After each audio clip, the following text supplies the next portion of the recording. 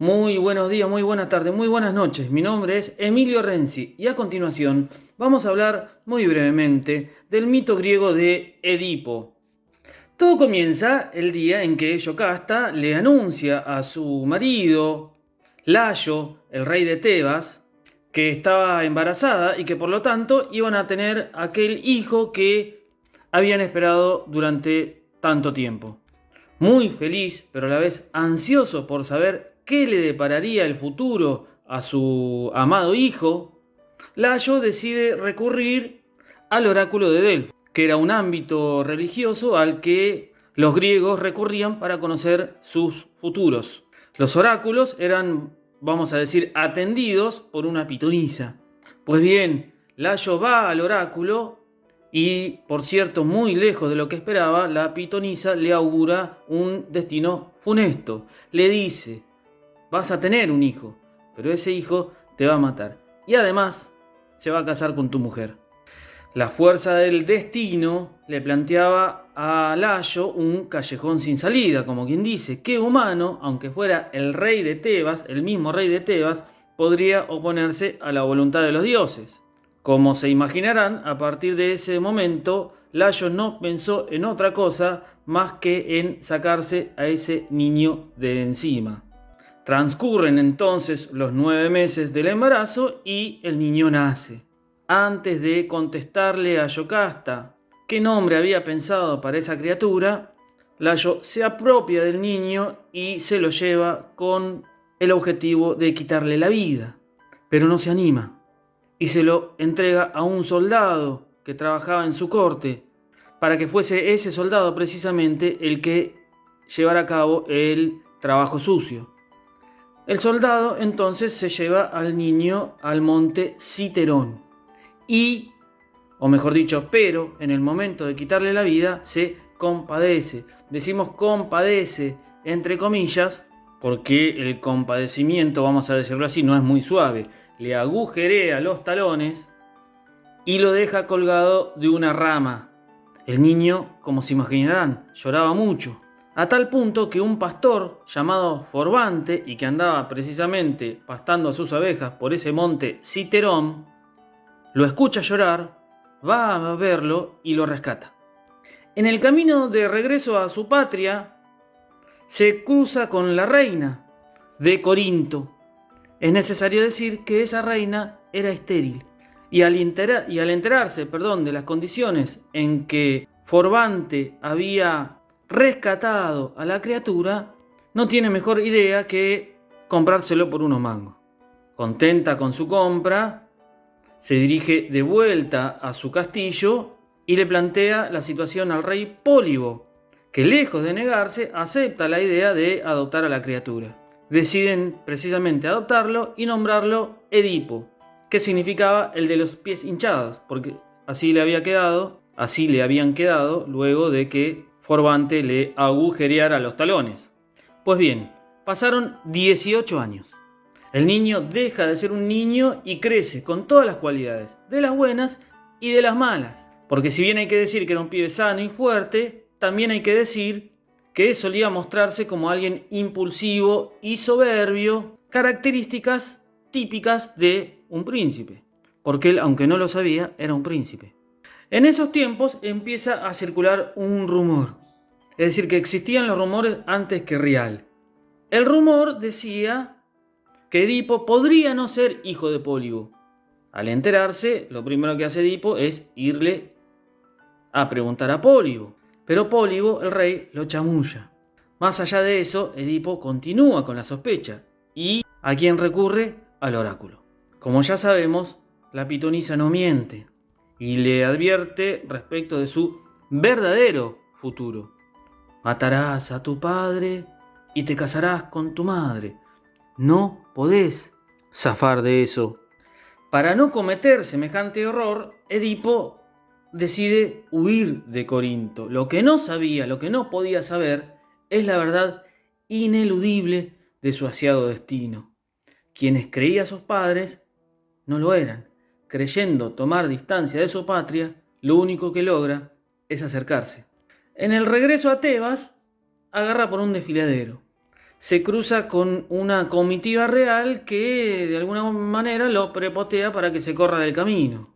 Él, acaso sin saberlo, no se deja llevar por delante por nadie y se niega, generando que el anciano rey que iba en la carroza saliera de la misma para hacerse el guapo, con el osado campesino, que impedía la normal circulación de la carroza. Pero Edipo seguía sin querer correrse del camino, ante lo cual el rey ordena aplastarlo con la carroza. Edipo esquiva el ataque de la carroza y aprovecha para darle un manotazo con su puño en la nuca del viejo, en lo que terminaría siendo un golpe mortal, y luego huye. El viejo, como ustedes se podrán imaginar, era nada más y nada menos que Layo, su verdadero padre. La primera parte de la profecía se había cumplido. El rey de Tebas había sido asesinado por Edipo. Pasan los días y Edipo se acerca a Tebas. En un momento, un viajero le advierte que la ciudad se estaba siendo acosada por un terrible monstruo, la Esfinge, que le proponía a todos los viajeros un enigma. Aquel viajero que no contestara ese enigma correctamente era asesinado y posteriormente devorado sin piedad.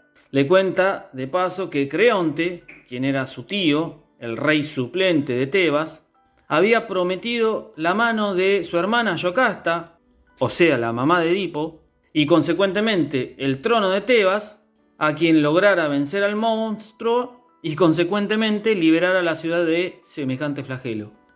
En última instancia, pensó Edipo, la muerte no era una opción desechable, ya que le iba a permitir engañar a los dioses. Pero ya lo sabemos bien, eso no se puede. Edipo va y busca a la Esfinge, que lo desafía con un enigma. ¿Cuál es el animal que camina en 4 patas a la mañana, en 2 a la tarde y en 3 a la noche? Edipo no tarda en resolver el problema. El hombre contesta: quien gatea en 4 patas cuando es bebé, camina en 2 cuando es adulto y se desplaza en 3 porque considera a una pata más el bastón cuando es anciano. El pueblo, que estaba escuchando con atención, ovaciona a Edipo por su victoria. De esa manera, Edipo logra ser consagrado rey de Tebas. Se desencadenan los hechos.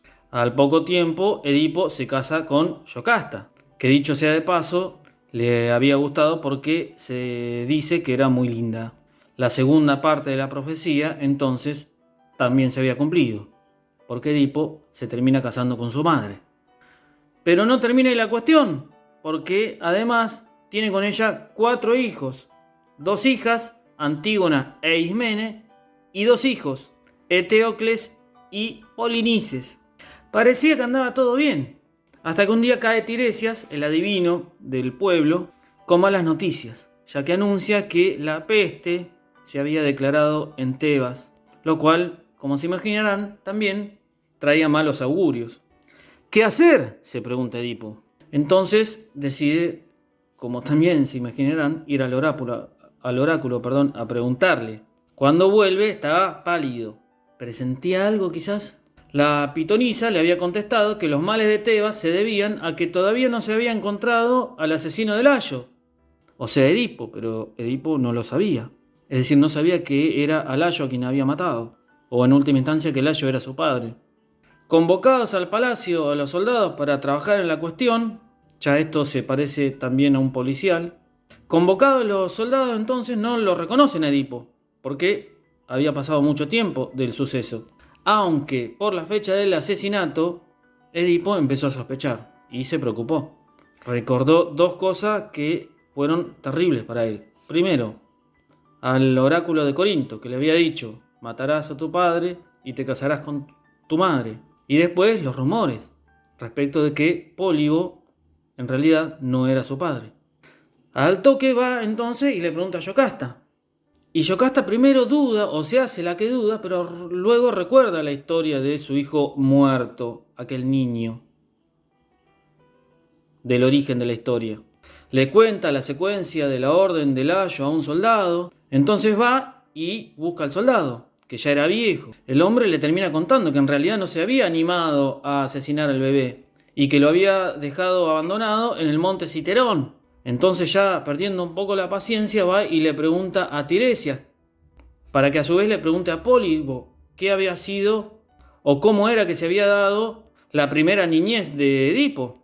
Tiresias le contesta que Pólibo no era el padre, pero ante la insistencia de Edipo decide finalmente ir a Corinto. Peor, porque cuando vuelve le relata a Edipo la historia desde el momento en que el pastor Forbante lo había encontrado colgado de un árbol en el monte Citerón. Entonces Edipo convoca al pastor Forbante, que confiesa haberse encontrado un niño y toda la secuencia. Furioso, Edipo increpa a Tiresias por no haberle dicho la verdad de un principio. ¿Y Tiresias qué le iba a contestar? Que hubiese sido infructuoso, porque como dice el dicho, no hay peor sordo que el que no quiere oír. Bueno, en medio de semejante revelación entra Yocasta, que se entera de todo y le caen todas las fichas juntas. Y le dice a Edipo: mataste a tu padre, salvaje, y te casaste conmigo, que soy tu madre.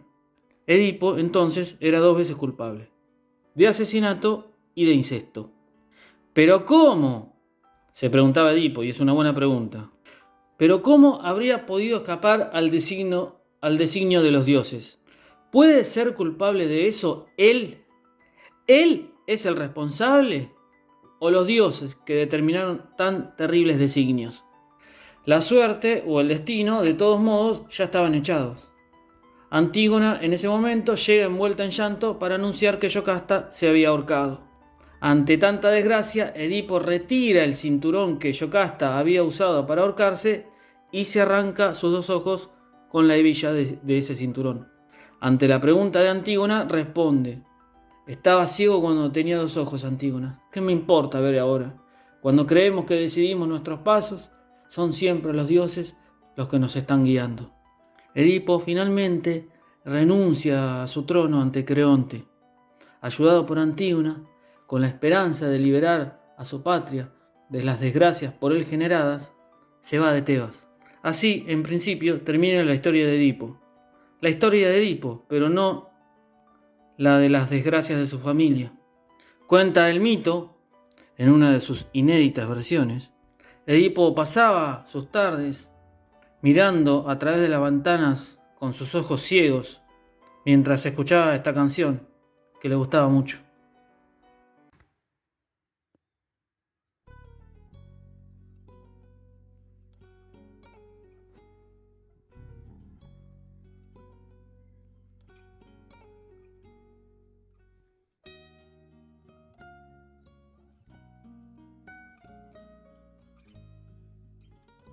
Creo que todos buscamos lo mismo.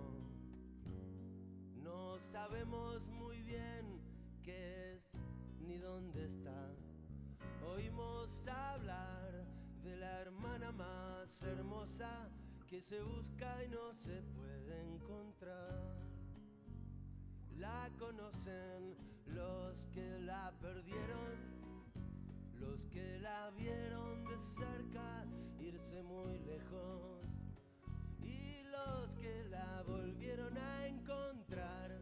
La conocen los presos, la libertad. Algunos faloperos, algunos con problemas de dinero, porque se despiertan soñándola. Algunos que nacieron en el tiempo equivocado. La libertad.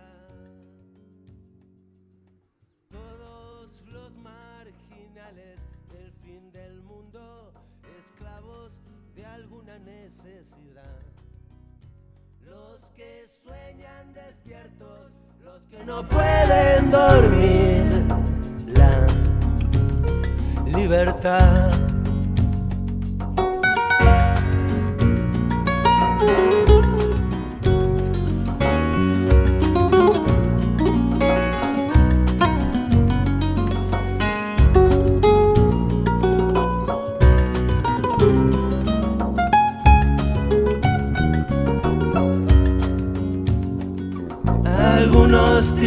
locamente enamorados, pagando todavía el precio del amor. Algunos que no pueden esperar y no aguantan más la necesidad. Algunos cautivos de eso que no saben dónde mirar. Tengo algunos hermanos y una hermana muy hermosa, la libertad. Igual que Norberto, me pregunto muchas veces dónde está y no dejo de pensar. Será solamente una palabra, la hermana hermosa, la libertad.